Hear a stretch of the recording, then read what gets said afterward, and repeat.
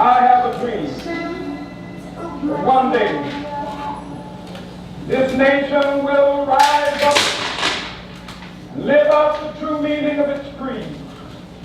We hold these truths to be self-evident that all men are created equal.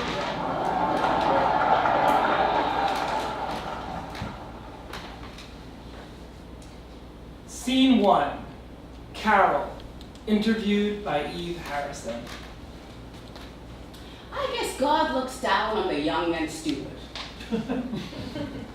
I nodded at the girl. She smiled and continued jotting down some notes about my past life in barely legible print. So you just landed in New York and stayed with your 2 dancer friends for a week? She prompted me. Right, so down the hall in their apartment building, a gay man lived. He was a costume designer and looking for roommates, and I jumped on the opportunity. New York was my home, and I knew that, even after having stayed here just a week. I paused and took a breath. Once I'd made the decision to stay, though, a young woman living with a single gay man wasn't exactly the norm. The young girl laughed, and I chuckled along politely with her. But I didn't care about the norm. I cared about staying where I belonged, and that was New York City.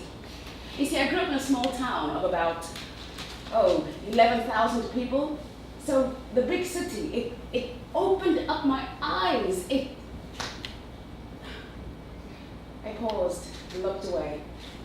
The young girl leaned in, eager to hear what was left unsaid. I turned back. If you go through life without an open mind, you are going to miss so much, especially in a city like this. The girl's eyes lit up, and she furiously scribbled all my words, not wanting the moment to go to waste. That's great. So, The girl looked down and shook her head. this is where the questions get a little upsetting. So if you want me to stop, just let me know. I nodded in response. So, what do you remember about the day that Martin Luther King Jr. was shot? I immediately started fiddling with my jacket, nervously repositioning it over my shoulders. I paused. I remember the overall feeling of it. Like, when is this going to end? The guns, the violence, Yeah. Yeah. I nodded as I finished. So, what does Martin Luther King Day mean to you?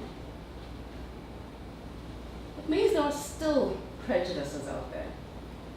And we have a long, long way to go. And that is why I love New York. The world is here. Henry, interviewed by Jesse Koblin. On January 18th, 2016, Martin Luther King Jr. Service Day, I had the good fortune to meet Henry at the Jewish Home Lifecare with the rest of Writopia Lab. I did not learn Henry's last name in order to protect Henry's privacy. However, I still got to learn a lot about somebody who taught me new life lessons. I spoke to Henry about religion and race. Henry is and was a Christian. He grew up in a town where his friends practiced the same religion as him, and the people in the community were the same race as him. Henry was not involved in the civil rights movement because there was no racial tension in his community. However, Henry said that he is glad today that people are more accepting of other religions and races than their own. He is grateful that the world has grown to be a more accepting place. Now, Henry's true passion and calling was the theater. Along with raising hell, Henry loved to take to the stage because he said that that is where magic happened. Now, at this point in my life, I don't know what my true calling will be, but after meeting Henry, I see the importance of listening to myself and discovering what I was born to do. After meeting Henry, I know that the path forward comes from within, and only by connecting with the inner passion can we light the road ahead. Scene 3. John, interviewed by Amrit Aggarwa. Now, my name is John Kiernan. Growing up, I lived in Harlem, New York City. My mother was born in Washington, D.C. My father was from the South. They were both born in segregated neighborhoods, as was I, which to me seemed normal at the time. I used to sit in the back of the bus and wasn't allowed to vote because I was black. I went to school in Manhattan, and that was an integrated school. It wasn't too far from home, so I could walk to it every day.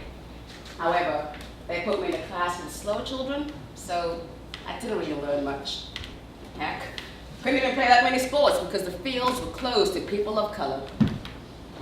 I actually remember the day Jackie Robinson was accepted into the major league, because that opened up a whole new world for me. There were so many new opportunities. I could now play sports. I wanted to end segregation, but I didn't take part in the protests. I was a coward. I followed my father's advice, which was do not get involved in the movement. There was one time, though, that I witnessed prejudice. This white kid walks up to me. I don't know this kid at all. He walks up to me, and he starts insulting me about my race. And then he puts his hands up like he's got a fight, so I put mine up too. And then the kid walks away. He walks away, and I never see him again.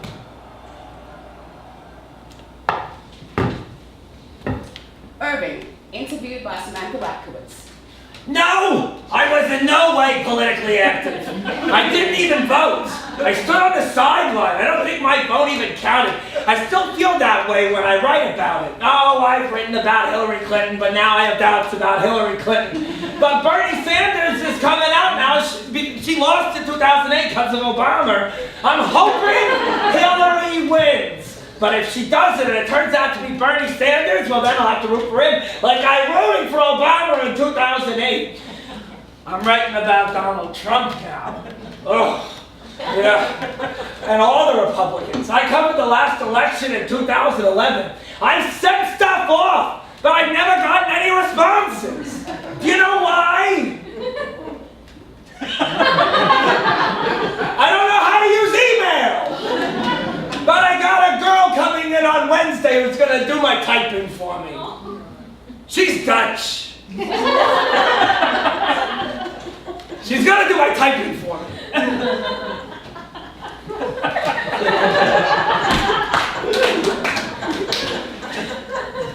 Scene 5. Man, interviewed by Josh Melcer.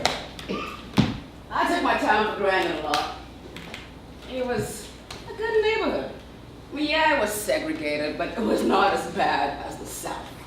Now in the North, where I lived, blacks could vote. I used to go down south a lot with my mom. There were sections for everything. Sections for the blacks, sections for the whites, even sections on the buses. And then Rosa Parks came along, you know? Rosa sat in the front of the bus and started a whole revolution. Mildred's mother, interviewed by Delmont. Now my daughter, Mildred, loved to dance. Everyone seemed to want to spend time with her, and she loved them all the same. But someone told her that she shouldn't be friends with those kids, and that she shouldn't mix with colored people. And I agreed that Mildred shouldn't insert herself with children like that, but boy, she didn't care. So we decided to take a trip down to Washington, D.C. We were all there. We all saw Martin Luther King get shot right then and there. But I think Mildred was the most affected by this.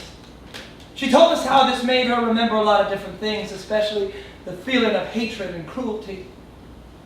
We moved on, and Mildred continued to go out and play with those children. And we moved on. And Mildred seemed to move on in her own way as well.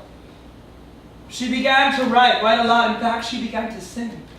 She wrote songs and poems, and she would sing for us anytime those feelings of hatred and cruelty seemed to come back. And her songs and poems alike seemed to be her way of moving along. But never did she seem to escape this world and into her own. as much as she did when she was dancing. Tapping her toes, swaying her hips, and spinning in circles seemed to bring her such joy. And boy, did she love to dance.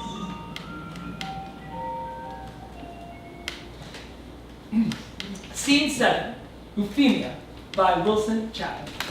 We grew up in Jamaica. We grew up in a good city, a hard city. We can't remember the name, no. No, we can't remember the name. We went to a Catholic school. Catholic school, very good. My favorite teacher. Oh, we can't remember the name. It was a lot of years ago. But my best friend.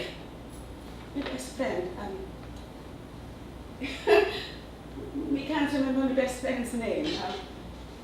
It was a lot of years ago. Kingston. We grew up in Kingston. We grew up in a good neighborhood. We went to a good school. The school was really good. And then England. We went to England. Now, when I first met Euphemia, I remember the day we were at a dance hall in England, and there was a boy at the other end of the hall, and his name was Mark or Max or something with an M. I don't remember his name now. This is pretty improper to say now, but back then, well, we liked to say that he was sexy! Well, everyone had their eye on that boy right over there, but he only had eyes for Euphemia.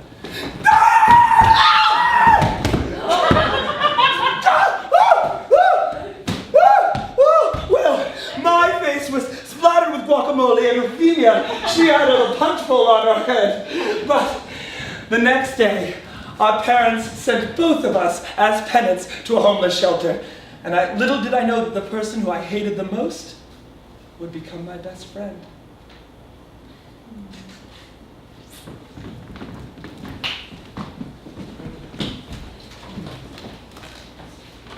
Scene 9, man, interviewed by Matan Tzur-Jackson. He had on a green hat with items on it, which led me to think that he was Irish, had some kind of Irish heritage. But when I asked him about it, he said, Who do you think I am? This is a Jewish senior citizen, so I'm Jewish. he was born in Flatbush, Brooklyn, in a family of 4. They were a very normal Jewish family.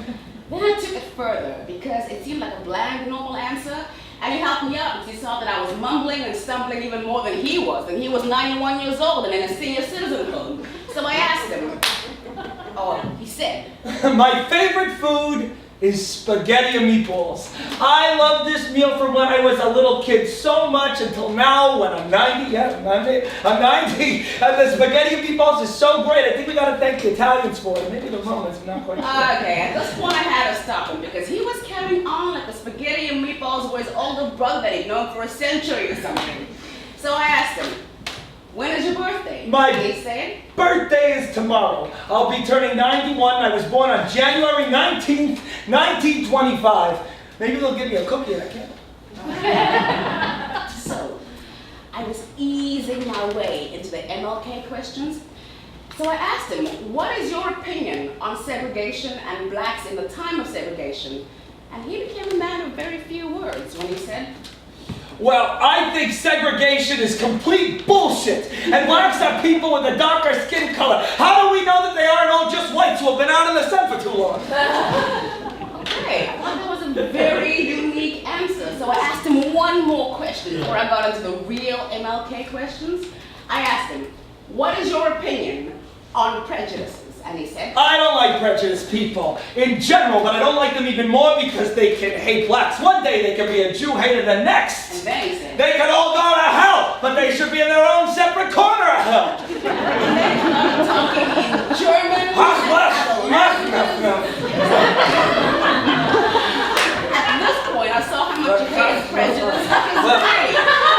To curse people out in another language shows you how much the man hated prejudice, which I thought was cool. And then I could hear organs in the background because it was time for the greatest MLK question of all MLK questions. I asked him, what is your opinion on MLK? And he goes, It was needed at the time.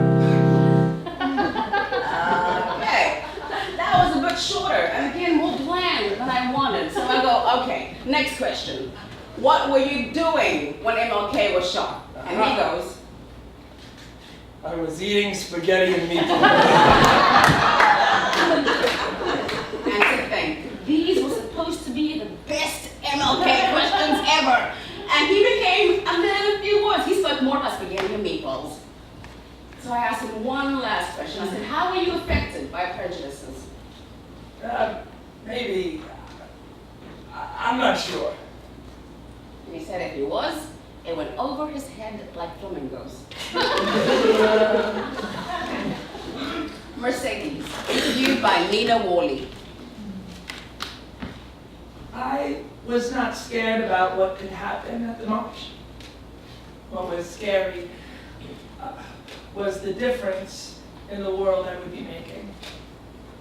I remember marching with everyone and feeling pride that I was doing this for my community. I knew my father would be proud. He would have wanted to march with me. I faintly remember people chanting and holding signs for the occasion. Do you remember anything else? Said the girl. I don't think so, I say. At this point, I want to fall asleep. I've answered about 40 questions. For me, that's enough. I start to look down, as if to say, I hope this is over soon. Caucasian lady, interviewed by Jennifer Charlera. I was sitting across from her, looking at her face, knowing that every single wrinkle meant something to her.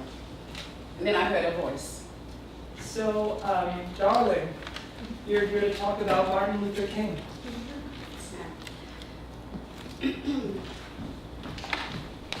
I was extremely nervous to be talking about an African-American hero to a Caucasian lady. I didn't know how she'd react to some of my questions. I thought I'd have to ask her the basic things, but no, I was wrong. As I took out my notepad, she began to talk to me about how she lived in a place in the South where she went to high school, where her community was not racist, and no one had any hatred towards African Americans. She, in fact, loved to hang around African American people, and she would look at them as the same and never judge them. Then I asked her one of my own questions. Did you ever have someone special in your life? When I asked her that, this wide smile came over her face. His name was Johnny, short for Jonathan. Her first African-American boyfriend. When I asked her to talk about him, she would not stop smiling. We spent a good chunk of time talking about him. She told me how he'd walk her home, and when she got cold, he would give her his leather jacket, which she still has today. We talked about other things, but the conversation always came back to him. When I left, I felt that I'd accomplished something. I'd made somebody remember their happy moment, a truly happy moment. That no matter what color you are, you'll always find love and we are all equal. As Martin King once said, I have a dream that one day little black boys and girls will be holding hands with little white boys and girls. I am proud to say we have achieved that dream today.